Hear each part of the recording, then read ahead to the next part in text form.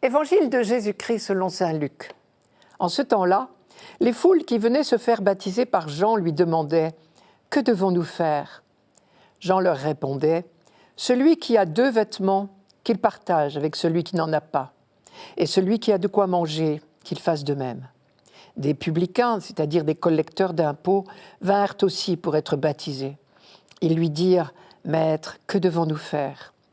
Il leur répondit « N'exigez rien de plus que ce qui vous est fixé. » Des soldats lui demandèrent à leur tour « Et nous, que devons-nous faire ?»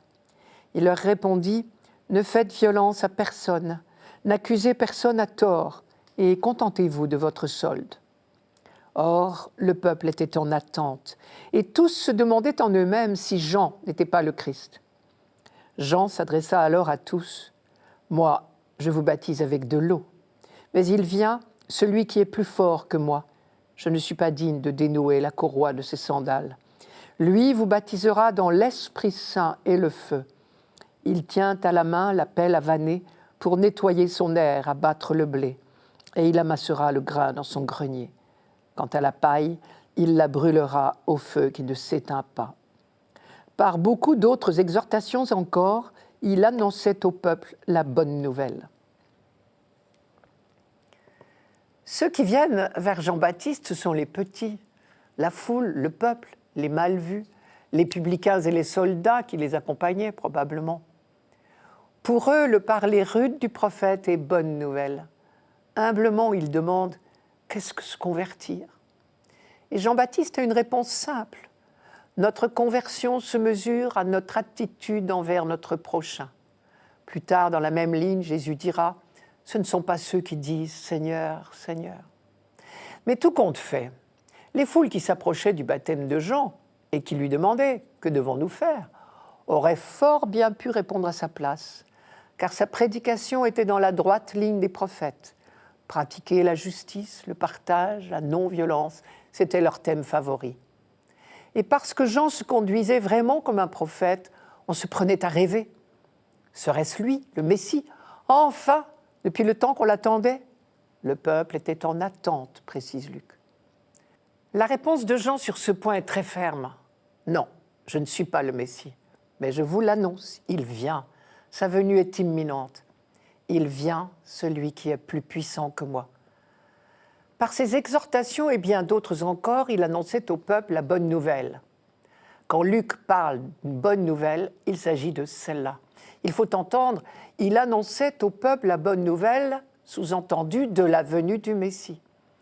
Et Jean définit le Messie de 2 manières. Premièrement, il est celui qui baptise dans l'Esprit Saint. Deuxièmement, il vient exercer le jugement de Dieu. Premièrement, le Messie est celui qui baptise dans l'Esprit Saint. Car on savait depuis le prophète Joël qu'au temps du Messie, Dieu répandrait son esprit sur toute chair. « Moi, je vous baptise avec de l'eau, dit Jean. Lui vous baptisera dans l'Esprit Saint et dans le feu. » Il faut entendre l'énormité de cette phrase. Ce n'est pas le mot « baptiser » qui est énorme, puisque justement, Jean-Baptiste est en train de baptiser des Juifs dans l'eau du Jourdain. Mais c'est la suite de la phrase « dans l'Esprit Saint et dans le feu » qui vous aurait fait l'effet d'une bombe si vous aviez entendu Jean-Baptiste. L'expression « Esprit Saint » n'existait pratiquement pas dans l'Ancien Testament. Et les rares fois où elle était employée, l'adjectif « saint » voulait dire qu'il s'agissait de l'Esprit du Dieu Saint. Mais on ne pensait pas à l'Esprit comme une personne distincte. Pourquoi ? Parce qu'au début de l'alliance entre le Dieu du Sinaï et le peuple de Moïse, la première urgence était de délivrer ce peuple du polythéisme et de lui révéler le Dieu unique. Il était trop tôt pour dévoiler le mystère de ce Dieu unique en 3 personnes. On parlait volontiers du souffle de Dieu qui donnait à l'homme sa force vitale, ou même qui poussait l'homme à agir selon la volonté de Dieu. Mais il n'était pas encore révélé comme une personne distincte. Les paroles de Jean-Baptiste ouvrent la porte à cette révélation. Il annonce un baptême dans l'Esprit Saint et non plus un baptême avec de l'eau. Deuxièmement, le Messie vient exercer le jugement de Dieu. Cet aspect-là aussi de la vocation du Messie était très présent dans l'Ancien Testament. D'abord, toute la méditation sur le roi idéal qu'on attendait pour les temps messianiques le présentait comme celui qui ferait disparaître tout mal de la terre et ferait régner la justice. D'autre part, les chants du serviteur, dans le 2e livre d'Isaïe, insistaient fortement sur ce point. Le serviteur de Dieu, le Messie, déploierait le jugement de Dieu. Très habituellement, ce jugement de Dieu était évoqué comme une purification par le feu et par une opération de tri. Et il tient en main la pelle à vanner pour nettoyer son aire, abattre le blé, et il amassera le grain dans son grenier. Quant à la paille, il la brûlera dans un feu qui ne s'éteint pas. Les auditeurs de Jean-Baptiste connaissaient cette image. Ils savaient que c'est effectivement une bonne nouvelle, car ce tri ne supprimera personne.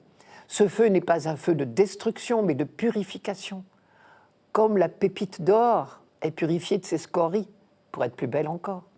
Ce feu nous débarrassera tous de ce qui, en chacun de nous, n'est pas conforme au royaume de justice et de paix instauré par le Messie.